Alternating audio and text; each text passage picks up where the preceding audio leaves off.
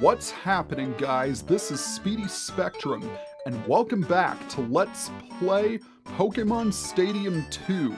In this episode, we're going to finish up the trainer class at the Academy. Our next opponent is going to be Youngster Jonathan. Solarbeam and Skull Bash. If they hit, they'll KO anything. Think you can dodge him? The answer to that question is yes. Yes, we can dodge them. Bang, bang, bang! Try a blast of Solarbeam. Well, hopefully we won't need to try that blast, due to the process that we are going to be using to win this battle. I'll explain that later, but right now we need to decide on our team. We're going to lead off with Aerodactyl. We're going to bring Croconaw and Delibird as backup. My hope is that Aerodactyl can clean this fight on his own, but you never know what could happen. This is a battle between the students of Earl's Pokémon Academy. The students begin battle with dreams of becoming respected Pokémon trainers. And he's leading off with his Houndoom. Houndoom is a dark and fire type, and its only attack is Solarbeam. Every member of his team has Solarbeam for their attack, with the exception of his Venusaur, which is armed with Skull Bash. The first thing we're going to do is use Scary Face. There is a process that will help you win this fight. All of his Pokemon are relatively fast, so it's important that you use Scary Face to reduce his speed. So you'll use Scary Face on your turn, then on his turn, he's going to charge up Solar Beam. Now that he's charged up Solar Beam, our best bet is to use Fly or Dig, depending on which attack your Pokemon has.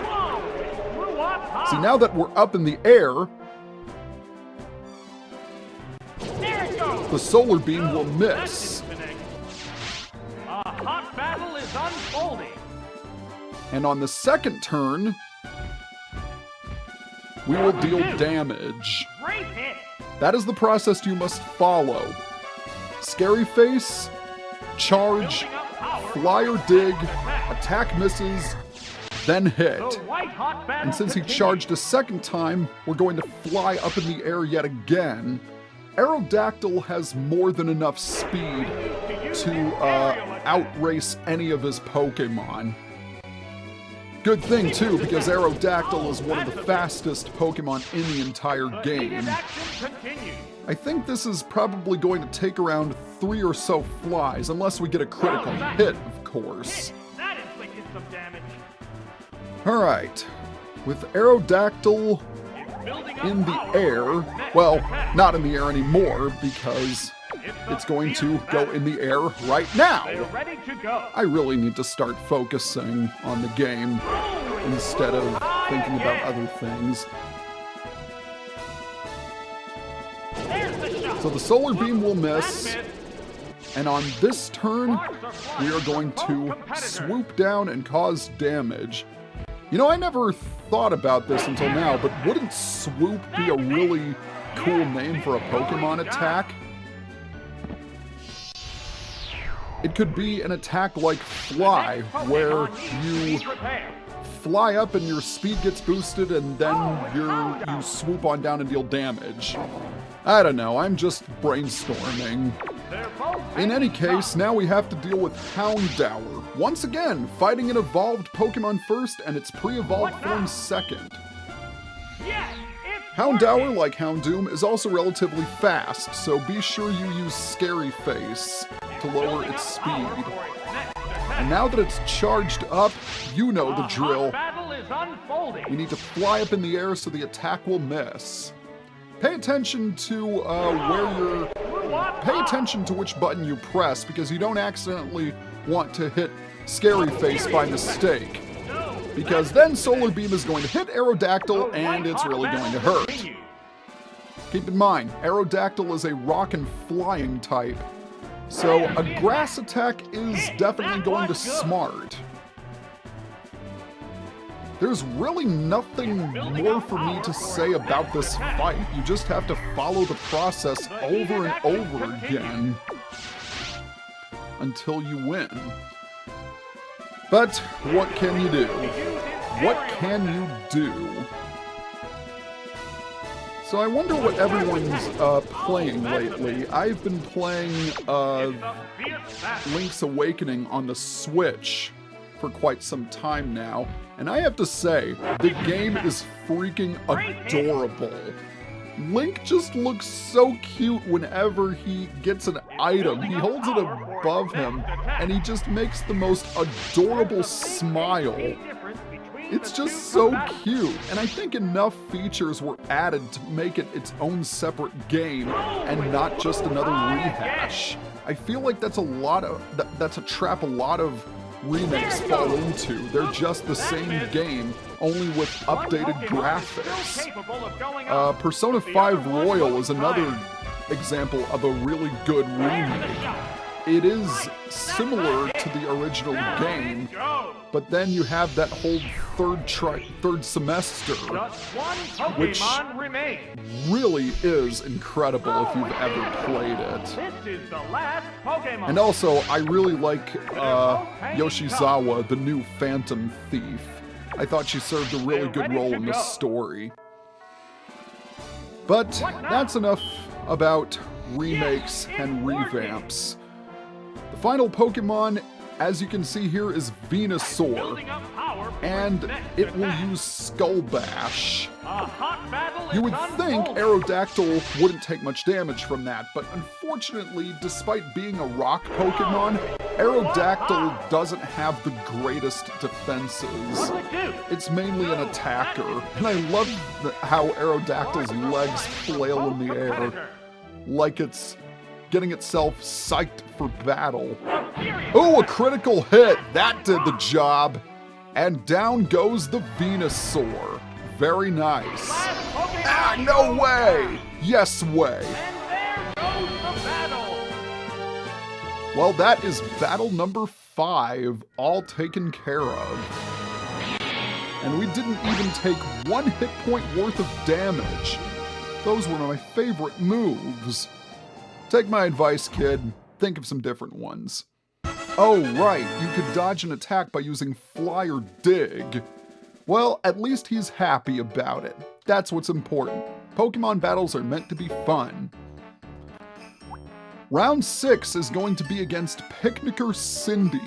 Amnesia is an amazing move. How do you plan to counter it? Well, I forget.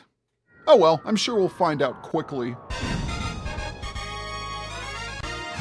Do you find my Pokemon nice? They're very forgetful. I'm forgetful too, so maybe I can relate to them. For this battle, I'm going to lead off with Fearow, and I will bring Granbull and Lickitung. This is the battle between the students of Earl's Pokémon Academy. The students begin battle with dreams of becoming respected Pokémon trainers.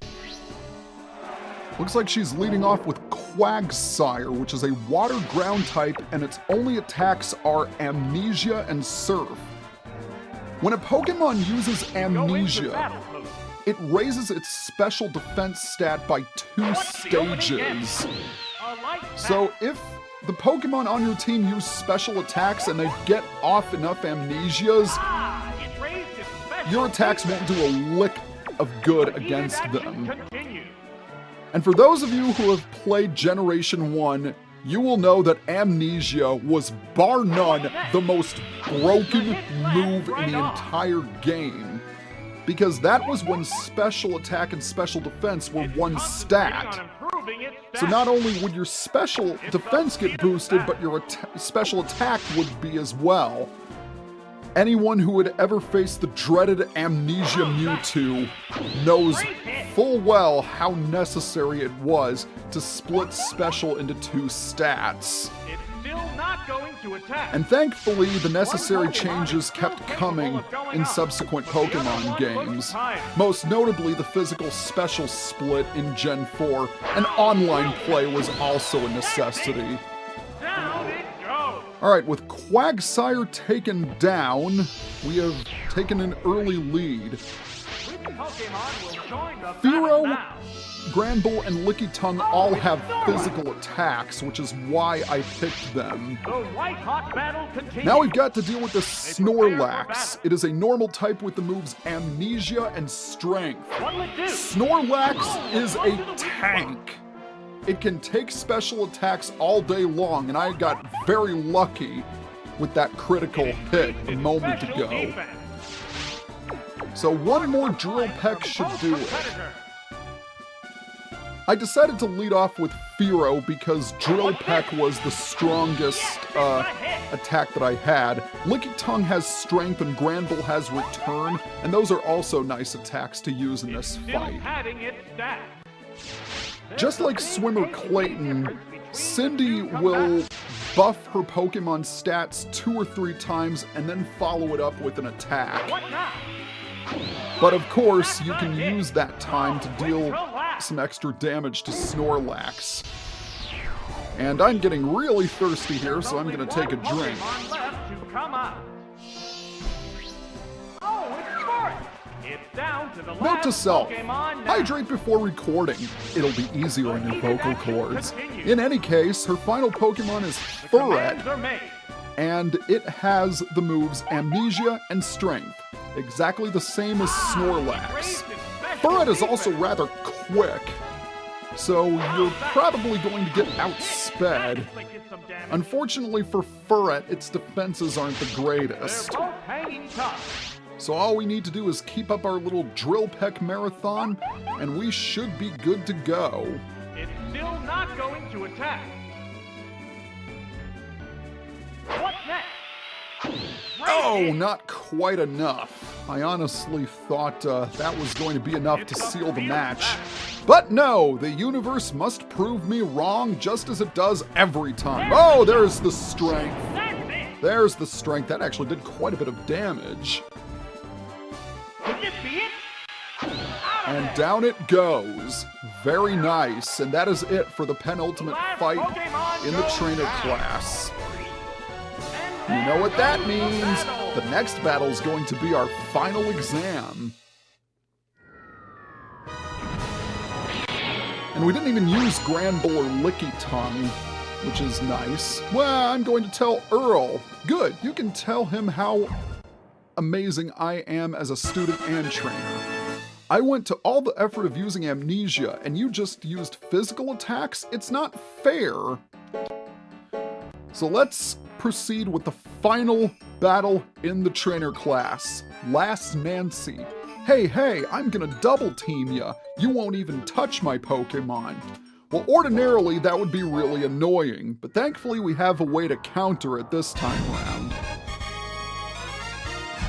Quicker than the eye, here comes my feared double team. Now she does indeed use double team, but that's not all she does. For this battle, I'm going to bring Eevee, Noctowl, and Golbat. This is the battle between the students of Earl's Pokémon Academy. The students begin battle with dreams of becoming respected Pokémon trainers. She's leading off with her Horsea, which is a water type and has the moves Smokescreen, Double Team, and Waterfall. Anyone who has ever played Pokemon will know what Double Team does. It raises evasion, making your attacks hit less often. Not only that, but half of her Pokemon know Smokescreen and the other Sand Attack, both of which can lower the opponent's accuracy. So if you don't pick the right Pokemon, your attacks are going to constantly miss, and that's going to get really irritating. However, Eevee, Noctowl, and Golbat have moves that ignore accuracy modifiers, or they have attacks that don't miss. Ipso facto, Eevee has Swift. Not only that, but it gets stab damage for Swift, which is also very nice. So my hope is that Eevee can last as long as it can, perhaps even carry the fight, because Golbat is a little bit trickier to use. Golbat has Wing Attack and Haze. Haze is an interesting move which negates all stat modifiers. So if your attacks start missing, you can always use Haze to bring your accuracy back up or their evasion down. Alright, speaking of down, down goes Horsey, which is really, really nice to see. Noctowl has Foresight and Return, so that can also prove to be quite helpful. So our second Pokemon is Aipom. Aipom is a normal type with the moves Sand Attack, Double Team, and Strength. And it's also adorable. But as adorable as Aipom is, it's easily one of the worst Pokemon to come out of Generation 2. That is until it's got its evolution in January. Yeah! I said January. What does January have anything to do with this situation right now? What I meant to say was that Aipom was useless until it got its evolution in Generation 4, not January 4th. That would be an oddly specific thing to come from for a Pokemon evolution. I need to stop confusing myself. It's not doing well for me.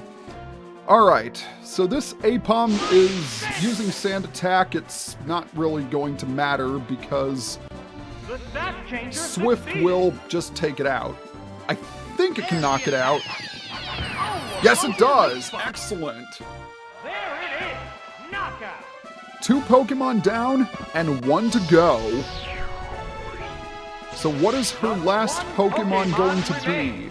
She is going to send out Quilava. Quilava is a fire type with the moves Smoke Screen, Double Team, and Flame Wheel. Flame Wheel hits pretty hard from Quilava's hands.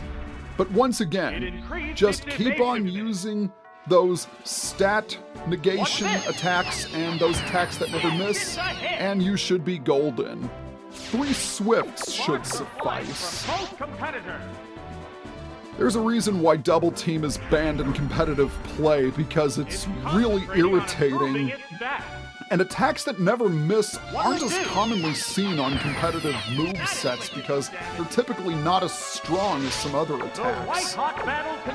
Well, with that being said, all we need is 1 more Swift and we should be good to go. So let's see if it gets taken down. Come on, Eevee, I believe in you. There we go! Quilava has been defeated. And with that, we have cleared the trainer class. Very nice.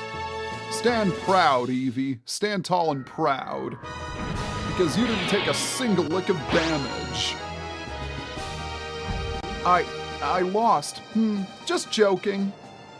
Oh well, at least she's taking it in good spirits. There is a way to hit my Pokemon even after I use Double Team? That makes me double angry. Wait, you just said that you were joking when you were feeling upset? I don't know. So you weren't upset, but you were angry instead. You weren't fazed at all by your opponent's strategy. Indeed, it was a perfect win. And now that we have defeated all of our opponents, I don't know why they say give up. That doesn't even make the slightest bit of sense. He is going to give us a star. And since we have collected all the stars from the class, we will earn this gift. The Class Advancement Medal, and it's got a picture of Pichu on it. But more importantly, now that we've cleared the trainer class, we can now proceed to the gym leader class. And we are going to do that in the next video. See you guys next time.